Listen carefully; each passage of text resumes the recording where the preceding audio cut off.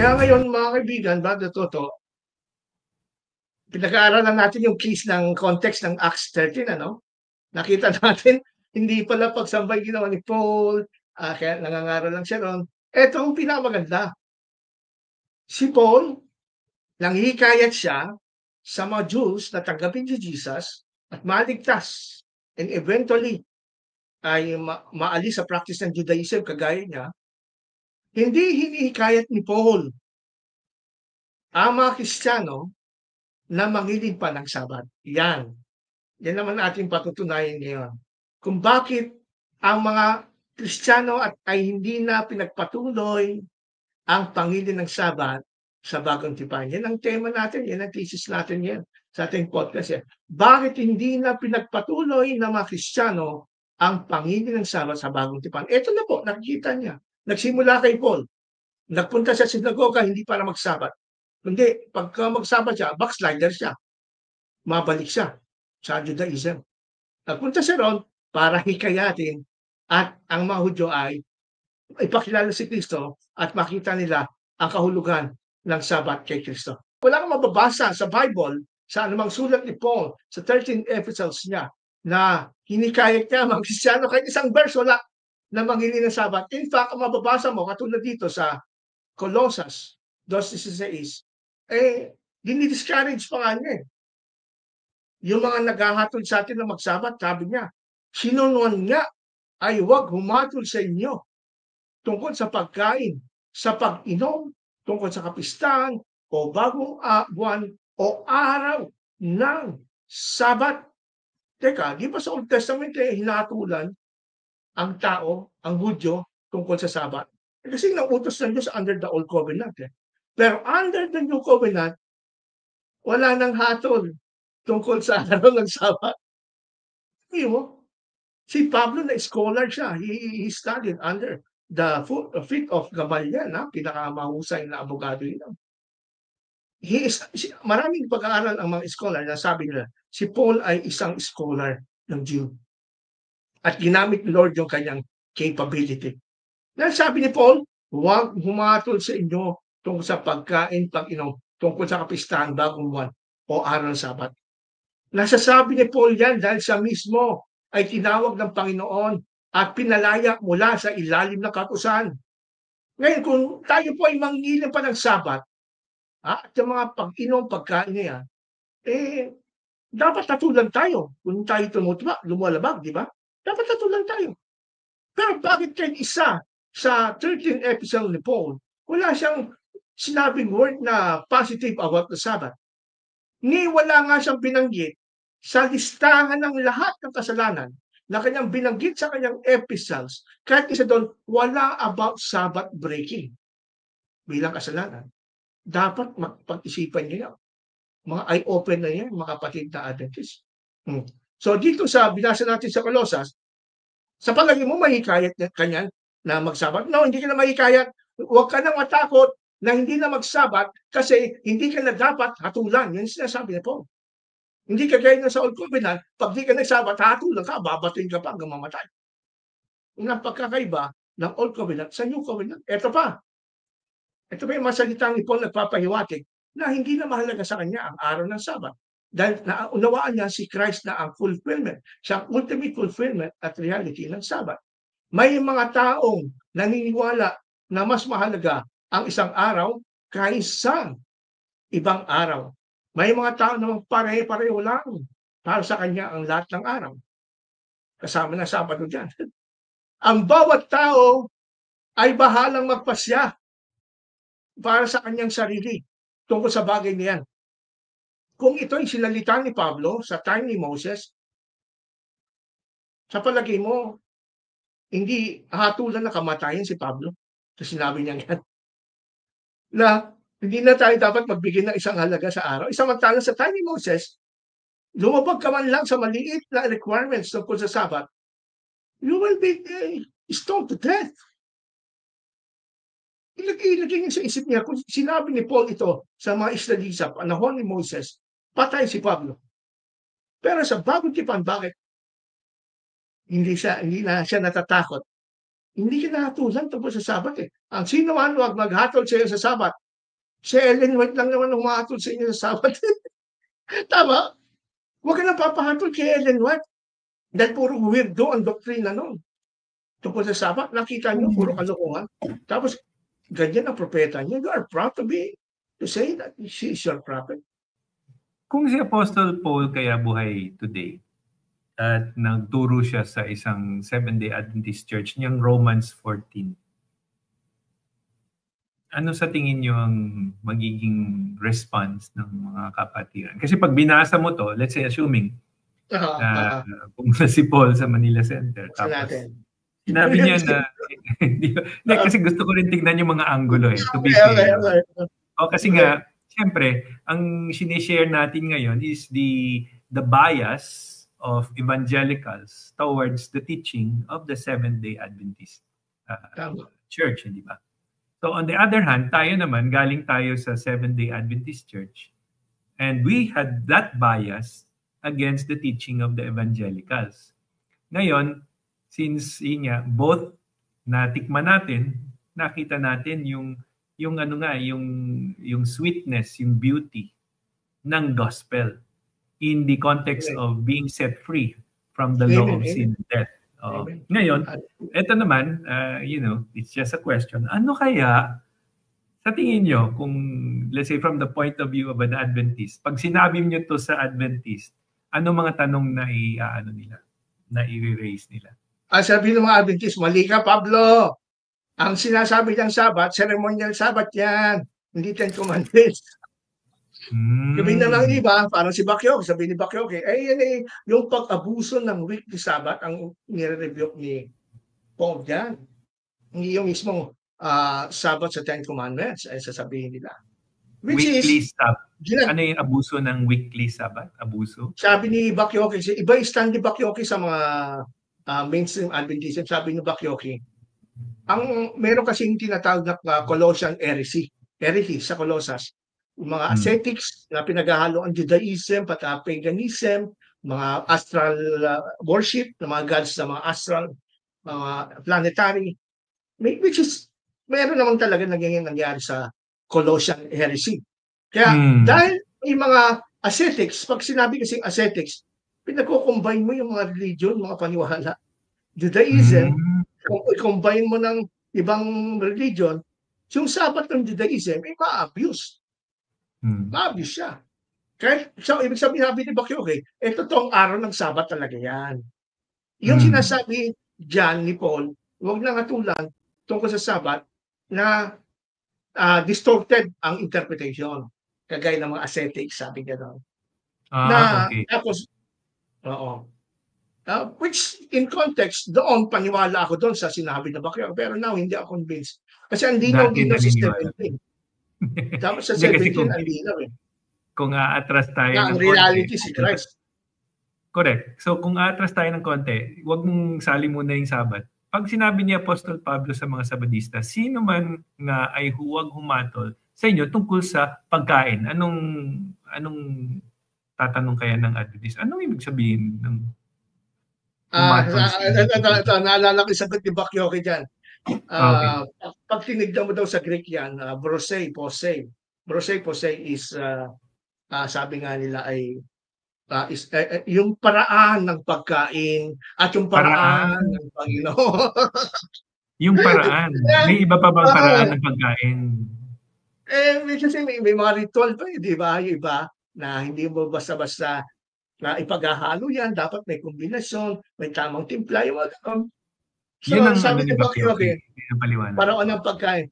Pero it's not about that, na-discover ko rin. Hindi about yung context, hindi yun. It is not the context, no? It is talking about the object itself. Yung mga foods na kinakain. Pag tinigma at yung mga iniinom. Kaya pag si Paul ay nabuhay sa panahon ngayon at pumasok sa Church ng Seventh-day Adventist at sabihin niya ito, na sino man huwag hatulang kayo, magkakagulo, iba-iba interpretation ng Adventist yan. Ang interpretation nila, nagkakagulo sila, iba-iba. Pero nagkakaisa lang sila to debunk na ito ay Seventh-day Sabbath. Ang sinasabi lang. Which is, para sa akin, Kaya nga the fact na ang Adventist mismo, isang organisasyon, iba-iba papaliwanag. Therefore, malabo yung kanilang, walang truth doon sa kanilang sinasabing like. Kasi kung talagang katotohanan siya, ba't iba-iba pa interpretasyon niya? Dapat kung kayo nasa katotohanan, isang remnant church, may Holy Spirit kayo, meron pa kayong backup ni Ellen G. White, dapat isa lang paliwanag niya. Pero ang pagkaintindi ko kasi, pagka ganun sa loob ng Seventh-day Adventist na merong diskurso, ay ang final authority na maglilinaw niyan ay si Ellen G. White. Kaso hindi lahat ng issue may paliwanag si Ellen White. Katulad na lang yung women ordination as pastor, walang paliwanag si Ellen White yan.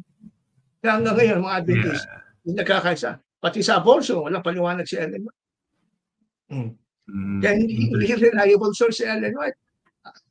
Umalis na kayo dyan sa kanyang tradisyon. Kulang. Oo, kulang yan. Ngayon, yun si Paul, ha? Kaya number 3 tayo ngayon, no? So nakita natin mga factors, but ang mga Kristiyano noong una ay hindi na nagpatuloy sa pangingili ng Sabat. Kasi nga, sa Bagong Tipan, kasi of course, transition period sila. Nung simula, Judaism nila, mahal nila yung kanilang pagiging Hudyo, yung practices and custom, and part of it is Sabbath keeping, na nakasanayan na nila, naging tradisyon. Mahirapan talaga sila basta ito iwanan. Pangalawa, bakit may mga Kristiyano pumapasok sa sinagoga kagaya ni Paul every Sabbath? Kasi nga, it is a chance. No? They're taking advantage of the opportunity to share the gospel. Kaya hindi na nabasa naman natin sa gawa na nangihikayat si Paul. Hindi siya hinihikayat sa Judaism. Sa bagkus, si Paul nangihikayat outside of Judaism. Ito na maganda, number 3. Unting-unting pag-unawa sa Bagong Tipan. Kasi nga transition Dapat wag tayong kumuha ng foundation ng doctrine doon sa mga transitional stage. Kasi nangangapapa yan Nangangapapa. Kung kukuha ka ng fundamental belief doon sa stage na nangangapapa sila. Doon nagkakamali ang marami pagdating sa interpretation. Dapat kunin yung foundation ng belief, yung talagang pinagkaisa na at matured na ang faith nila. So tignan natin, yung unti-unting pag-unawa ng mga Kristiyano, bakit eventually, iniwanan nila ang Sabat. Ito nga, kagaya ni Paul, naunawaan na ni Paul kung bakit ang mga Kristiyano hindi na dapat tatulan tungkol sa Sabat. Hindi kagaya na sa Old Covenant. Sabi na sa Romans 10:4, sapagkat si Kristo ang kaganapan ng kautusan upang mapawalang sala ang sino mang sumampalataya sa Kanya. Pag sinabi kaganapan, He is the end, He is the goal, He is the purpose. Ang Sabat, weekly Sabat, binigay sa Old Covenant kasi yun ang magiging guide to bring us to Christ. Di ba? Sabi sa Galatians. At yan, pagka dumating siya kay Christ, sabi ng isang verse sa English, for Christ is the end of the law. Yung end na salita doon ay telos, sa Greek telos, na it can be translated as goal. Si Christ ang goal, finish line ng law. Kumbaga ikaw, Brother Toto, pumunta ka sa nagbiyahe sa isang gusto mong lugar na puntahan. Gagamit ka ng GPS. Yun ang goal mo sa GPS. Kaya gumamit ng GPS ng mapa. Ang goal mo makarating sa lugar na yan. Ngayon, na ikay nakarating na yun, kailangan mo pa ba yung mapa? Kailangan mo pa ba yung GPS? Ando ka na Hindi na. Ando ka na. You reached the goal already. The same with Christ. Ang purpose ng law, sabi nga, to bring us to Christ is the tutor, sabi sa Galatians 24. Bring us to Christ. At nang dumating na ang Christ, hindi na natin kailangan ng tutor. Hindi mo na kailangan ng mapa. Hindi mo na kailangan ng GPS. Andun ka na sa goal So, finish lang, nandun ka na. The same with the law. The 10 Commandments in the Sabbath. Dahil nakarating na si Jesus Christ, siyang law. That's the finisher of our faith. But sa inyo, hindi pa finish. Meron pa. Yun ang ibig sabihin, Brother Toto. Kaya, tama lang. He is the end of the law. He is the goal. So parang yung sinasabi nyo, kung papunta ako ng Baguio, tapos yung mga exits iba-iba. So pagka sabi take, let's say pagdating mo yung La Union, itong exit na to towards Baguio. So every exit na yan, ito na ba? Hindi pa. Ito na ba? Hindi pa. Kasi sabi doon. So nire-remind this way to Baguio. So yung paulit-ulit, this way to Baguio. This way to Baguio. So pagdating ko doon sa Baguio, you have arrived. Parang gano'n. So hindi ko na kailangan magbigyan ng mapa. Kasi doon ako eh. So ang ibig sabihin, yung dalawang bagay tungkol sa yung Sabbath. Kasi ang ibig sabihin ng Sabbath is pagpapahinga. So kung sa physical lang na pagpapahinga ay madaling paliwanag yun kasi pag napagod ako, talaga magpapahinga ako. Pag nagkasakit ako, nagpapahinga ako. Pero yung spiritual na pagpapahinga, yan. So, pag sinabi bang nakaabot ka na kay Kristo, dumating ka na dun sa tamang pagpapahinga, ito ba ay physical o spiritual na pagpapahinga pag pumasok ka kay Kristo? Yun ang tanong. So ang pagkaintindi ko, si Kristo ang spiritual na pagpapahinga kasi nga wala na tayong pagpapahirap pa upang magiging magpagkaisa sa Panginoon. Kaya nga atonement at one-ment ang sabi nga doon. Yeah. So sa pagkaintindi ko, yung ginawa ni Kristo ay siya yung nagtugma ng dalawang nagkahiwalay. Yun. Kaya nag-reconcile, yung word na reconcile. Kaya ako natutuwa kung maintindihan natin ang purpose ng law at yung purpose nung paulit-ulit na pagpapaalala sa atin, dadating tayo doon sa the Lord of the Sabbath. Amen. Di ba tama? Kasi ang punto is maalala mo siya ang gumawa ng langit at lupa. Si Kristo ang gumawa ng langit at lupa. Di ba?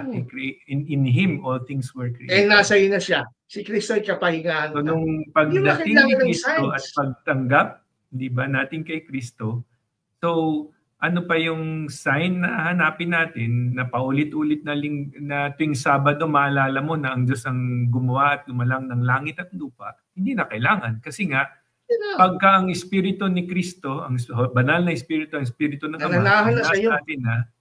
So, sino ngayon ang nagpapaalala sa akin? Hindi na yung araw. Ang Diyos mismo, ang Espiritu na nabubuhay sa akin. Tama ba po, Pastor? That's it. Okay. So, kaya nga sabi sa Colossus, ang meaning kasi ng si Kristo, ang end of the law, andito rin sa Colossus, paniwanag din ni Paul eh. Ito yung sinasabi natin, Brother Toto, na transition period ng mga Kristiyani, and later on, nag-mature ang faith and naintindihan nila ang significance ng practice ng Judaism na weekly Sabbath. Ito pala ay merong malalim na kahulugan.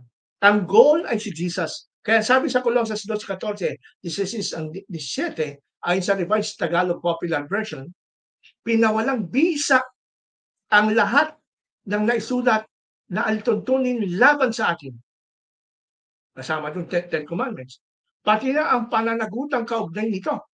Pinawi niya ang lahat ng ito nang ipako siya sa cross. Na intindihan na ngayon na mga Judaic Christian, ito pala yun.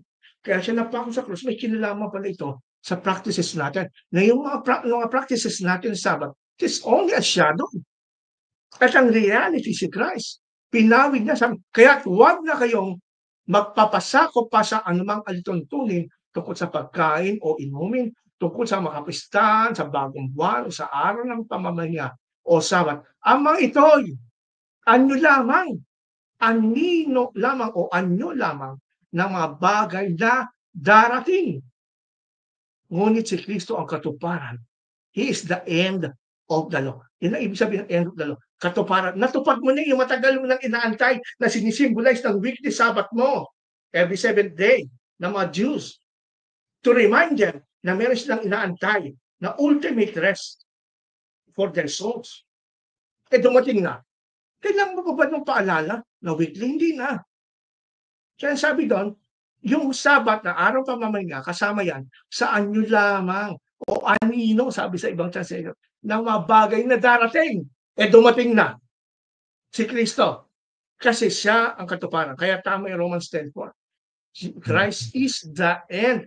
Kaya lang ay tapusin ng mga Sabadista. Kasi mapupura sa mundo ang kanilang religion. Huwag naman religion ang pagtanggol nyo. Ang pagtanggol nyo, katotohanan dapat. No? So, si Christ ang katuparan. Andiyan na nga si Kristo, babalik ka pa sa elementary. Graduate ka na nga sa college. May doctorate ka pa. Tapos iniwan mo, bumalik ka sa elementary. Sabi nga, di ba ni Paul, yung law elementary, yan ay tutor, guardian, pang elementary yan. Dahil sa kaisipan ng mga Hudyo noon. No? Kaya mga kapatid, mayroon talagang katapusan. No? May katapusan talaga. Kung napapansin nyo, dun sa Acts, di ba? Sa Jerusalem Council kasi, ang pinaka-leader doon si Santiago, the brother of Jesus in the flesh. Sabi ko na pagkatapos si Santiago naman, ang nagsalita, mga kapatid, makinig kayo sa akin, sapagkat minabuti namin at ng Espiritu Santo na huwag kayong atangan ng iba pang pasanin maliban sa mga bagay na talagang kailangan. Huwag kayong kakain ng anumang inihandog sa Diyos-Diyosan, ng dugo, ng hayop, na binigti, huwag kayong makiapid, layuan nyo ang mga iyan at mapapabuti kayo. Paalam. Yan, sinasabi natin, kita mo, wala nang sabat. Sabi ng mga Sabadista, argument from silence yan. Hindi porke hindi nabanggit ang sabat, hindi na pagsasabatin ang mga hintil. Totoo naman. Kaya ako in-emphasize si Brother Toto, si Santiago, na kapatid ni Jesus, conservative na Jew si Santiago. Konserbatibo. Siya yung sumulat ng Santiago sa James. Konserbatibo to. So bilang konserbatibo ang Hudyo at aral sa Judaism, yung kanyang pasyon na ito kasama ang Holy Spirit, na ito na lang itaatang sa mga Gentiles, ito po ang background niyan ay tinatawag nating Noachic Law. Noachic. Ano ba yung Noachic Law? Si James na Santiago, kaya binigyan niya 4 kasi alam niya na ang mga Gentiles, sa paniwala ng mga Hudyo hanggang ngayon, tanong mo sa mga Hudyo, ano ba yung Noachic Law? Para sa mga Hudyo, ang Noachic Law ay Noahide laws ay isang set ng 7 moral law na ayon sa tradisyon ng Hudyo ay ibinibigay ng Diyos kay Noah pagkatapos ng baha. At sa gayon, itinuturing na obligasyon para sa lahat ng sangkatauhan o mga anak ni Noah o Bnei Noach sa Hebrew. Mga anak ni Noah, mga Gentiles, hindi mga Jews. Sa paniniwalang Hudyo, ang mga Hentil na sumusunod sa 7 batas na ito o yung Noachic Law ay itinuturing na matuwid na mga Hentil at mga bahagi sa daigdig na darating o world to come. Kaya magmamana ang mga Gentiles daw, ayon sa mga Hudyo to kaya magmamana ang mga Gentiles ng world to come, new earth, new heavens, new earth. Dahil sila ay sumunod, hindi sa 10 Commandments o sa law ni Moses, kasi hindi kanila binigay, sabi ng mga Jews, even din sa kanilang Book of Jubilees. Mababasa niya sa ating article na ang Diyos talaga, para sa kanila lang talaga ang Sabat. Para naman sa mga Gentiles, hindi Sabat ang binigay. Ayon nga sa kanilang tradition na paniwala, ang binigay sa mga Gentiles sa law, hindi Mosaic law, kundi Noachic law, na panahon pa ni Noah, binigay sa kanya after the flood. Na pag itong sinunod, ang 7 kautusan nito, na mga Hintil, tatawagin silang righteous Gentile in the age to come. No? Gagantipalaan sila bilang matuwid. At ang mapapansin natin dito sa listahan ng Noachic law nito, 7 sila, hindi kasama ang Sabat. Ano ba yung 7 na law na para sa mga Gentiles sa paniwala ng mga Jews? Huwag sumamba sa idolo, huwag lapastanganin ng Diyos, huwag pumatay, huwag makikiapid o gumawa ng immoralidad na sexual, huwag magnakaw, huwag kumain ng karne na inili sa isang hayop habang ito ay buhay pa, strangled food, at magtatag ng korte ng hustisya, obligation to establish the courts of justice. It rings a bell, Brother Toto. Nung nagpasya si Santiago, na isang Jew na familiar sa Noachic law, or Noahide law na 7 laws para sa mga Gentiles, pamilya si Santiago nito. Kaya yung binigay niya na itong kailangan na lang para magkaroon kayo ng fellowship sa mga Jew. Umili sa Diyos-Diyosan, dugo, binigting, pakikiapid. No? Sabi nga, Noahide law, kasama yan sa Noahide law. Pero ang pinakamalaga sa lahat, hindi kasama ang Sabat dun sa binigay na list ng Noahide law. Sa hintil. Hindi kasama ang Sabat. Kasi hindi naman para sa mga Hudyo eh. Kaya nung sinabi ni Santiago, sa Jerusalem Council, noong 50 AD, na yung pinasya niya, hindi talaga kasama ang Sabat yan, mga kapatid na Sabatista. Huwag na kayo mag-gymnastics. Huwag na kayo magpa-focus-focus ng talata. Maging simple na lang po kayo. Unawain niyo lang sinasabi ni Santiago, yung kaugaling niya bilang Jews, o anong alam niya. Baka may mga Adventist, hindi nga alam itong Noahide law eh. Noahide law, hindi nila alam yan. Hindi nila alam itong Noahide law. Ngayon ko lang po na... First time nilang narinig. Narinig yan. Oo. So, diyan natin makikita na ang Sabat para sa mga Jews, kaya hindi intention ng Panginoon na ang Sabat manatili sa Acts na sinasabi nyo na pati mga Hintil nagsabat, hindi yun ang purpose ni Lord. Sabi ng Psalms chapter 147, 19-20, ang salita ng Diyos. Atong tungkol sinasabi sa kautusan, kanino binigay ang kautusan, pati Sabat? Ipinahayag niya ang kanyang mga salita, mga tuntunin at mga utos sa mga taga-Israel na lahi ni Jacob. Hindi niya ito ginawa sa ibang mga bansa. Hindi nila alam ang kanyang mga utos. Purihin ng Panginoon. Sino ang hindi nakakaalam ng utos? Mga bansa. Ano yung mga bansa? Di mga hindi. Mga bansang hindi Hudyo. Ba't ang tigas ng ulo ng ibang mga tao? No, sinabi na ang linaw word for word eh. The Sabbath was made for man. Ipipilit mo pa. Ang Sabbath nga hindi binigay sa ibang bansa. At ang kautusan kasamang Sabbath hindi binigay sa ibang mga bansa. Hindi nga nila alam ang utos. At dahil doon, pupurihin pa natin ang Panginoon. Sa mga Sabatista ay purihin ang Panginoon. Kasi ang paniwala nila, binigay ang Sabat sa lahat. Hindi sa mga Hudyo. Kaya ay na purihin ang Panginoon. Pero mas pupurihin mo ang Panginoon kung maniwala ka na ang kautusan sa Israel lang binigay. Kasamang Sabat. So dahil dyan, naintindihan niya nila Santiago, ang unang apostol, ni Pablo, kaya naging maluwag sila pagdating sa Sabat. Hindi na kaya tulad dyan tungkol sa Sabat. Hindi kagaya nung sa Old Covenant. Kaya yan po ang sagot sa tanong, bakit hindi na pinagpapatuloy ng mga Kristiyano ang Panginoon ng Sabat sa Bagong Tipan? Yan, mga ebidensya. Dahil dumating na sila sa tunay na liwanag, nag-mature na ang kanilang faith, ay naintindihan nila. Kaya po, ang Panginoon ng Sabat ng mga unang Kristiyano ay temporary lamang. Hindi permanent, gaya ng sinasabi po ninyo. Hindi ko kayo iniinsulto, but gusto ko lang ma-open ang mind nyo, sabi ni Ellen White. Maging open kayo sa investigasyon.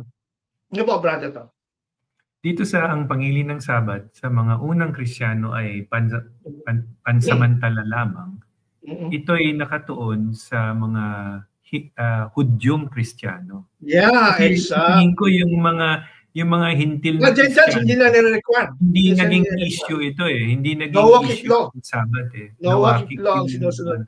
So ang ibig sabihin, ang pangilin ng Sabat sa unang mga Kristiyanong Hudyo, yung converts from Judaism to Christianity. Exactly. Yung follower ni Jesus. Alam mo ba, brother Toto? Okay. Alam mo ba na ito? Sang-ayon dyan ang mga scholar ng Adventist. Nagugulat na ako sa mga Sabatista ngayon na mga layman na nasasalita kung ano-ano sinasabi wala sa lugar, wala sa hulog. Ba't ko nasabi? Ito, isang scholar ng Adventist, Samuel Bakyoki. Paborito ng mga Adventist yung libro. Kahit ako, paborito ko yung Samuel Bakyoki. Lahat ng libro niya about Sabbath, from Sabbath to Sunday, na pinablish niya sa Pontifical sa Rome, University sa Rome. Sa kanyang libro na Sabbath Under Crossfire, sa page 162, open your eyes, my fellow Adventists. Open your eyes. Kasi tamad kayo magbasa, tamad mag-aral. Ako na lang magbabasa para sa inyo. Kaso pag nagbasa ako ng ganito, ayaw nyo makinig. Pero bahala kayo. Ito sabi ni Bakyoke na inyong guro. Paano pinanghihiling ng mga mananampalataya sa bagong tipan ang Sabat sa liwanag ng mas malawak na kahulugan ng pagtubos na nagmula sa ministeryo ni Kristo? No? Sa simula, karamihan sa mga Kristiyano ay dumadalo sa mga pagsamba sa Sabat sa sinagoga ng mga Hudyo. Kaya sa gawa, yun ang may talatang binasa natin kanina. Sa simula lang pala yun, sabi ni Bakyoke. Sa simula, ganon. Pero gayon pa man, sabi ni Bakyoke, unti-unting itinatag ng mga Kristiyano ang kanilang sariling mga lugar ng pagsamba.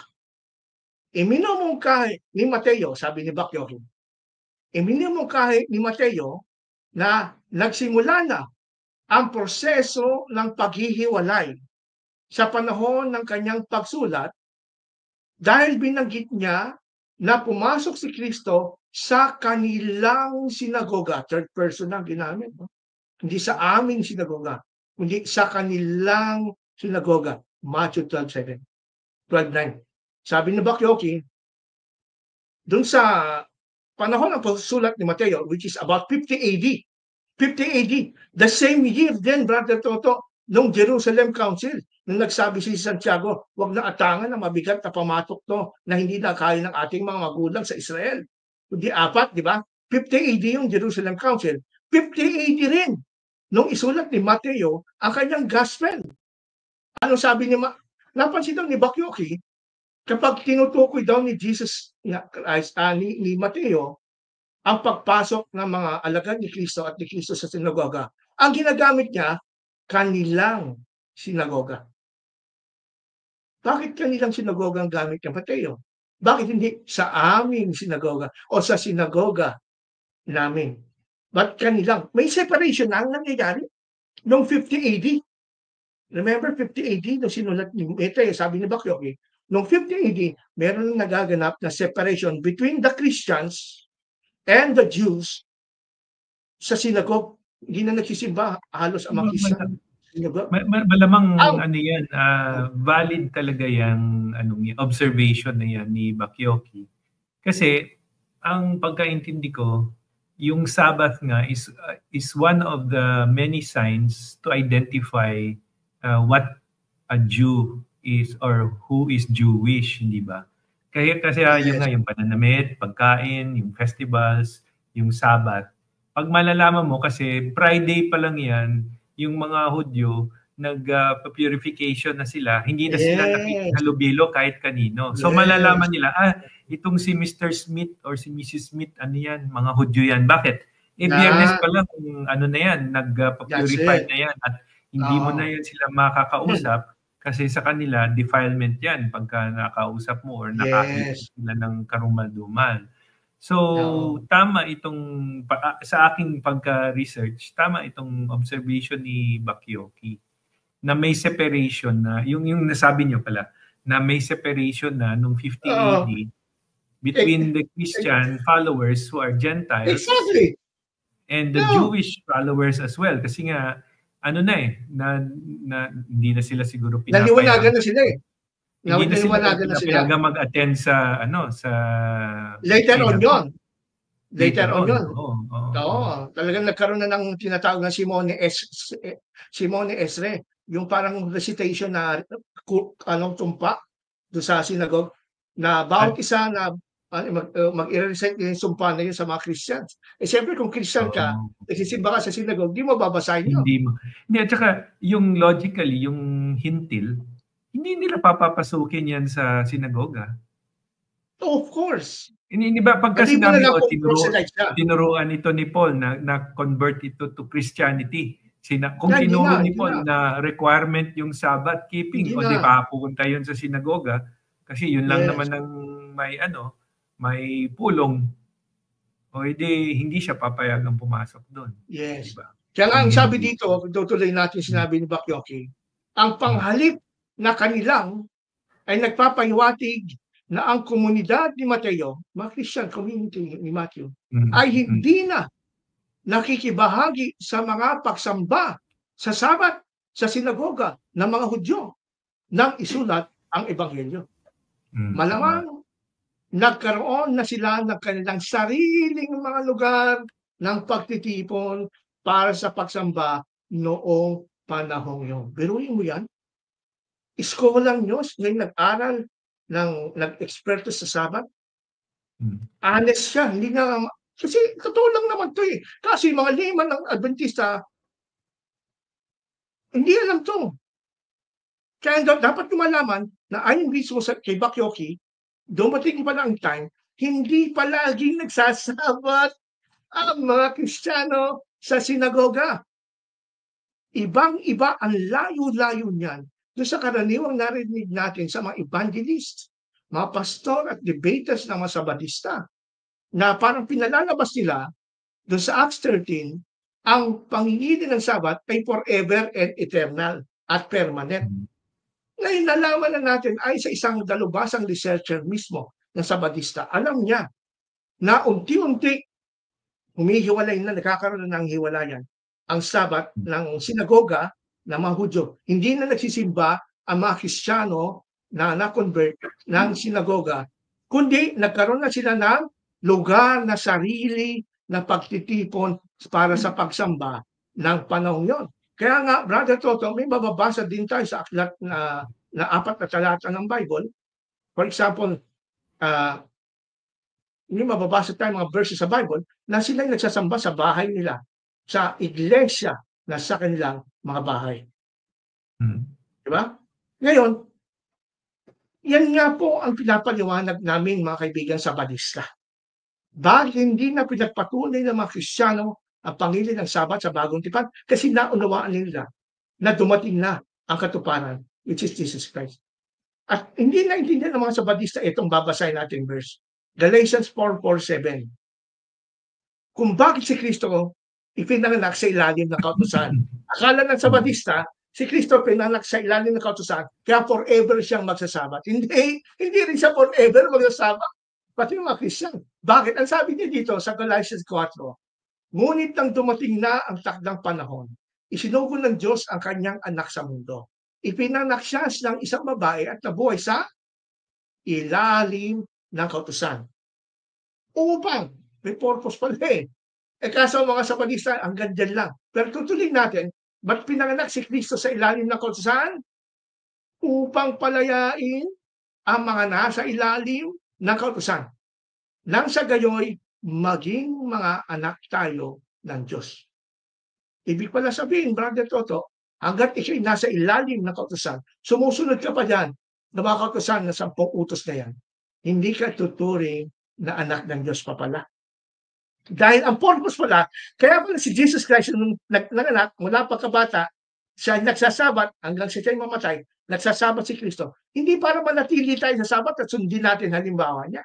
Hindi. Kaya siya nagsabat para iahon tayo sa ilalim ng kautusan. Parang ganito, nakakita ka ng taong nasa ilalim ng dagat.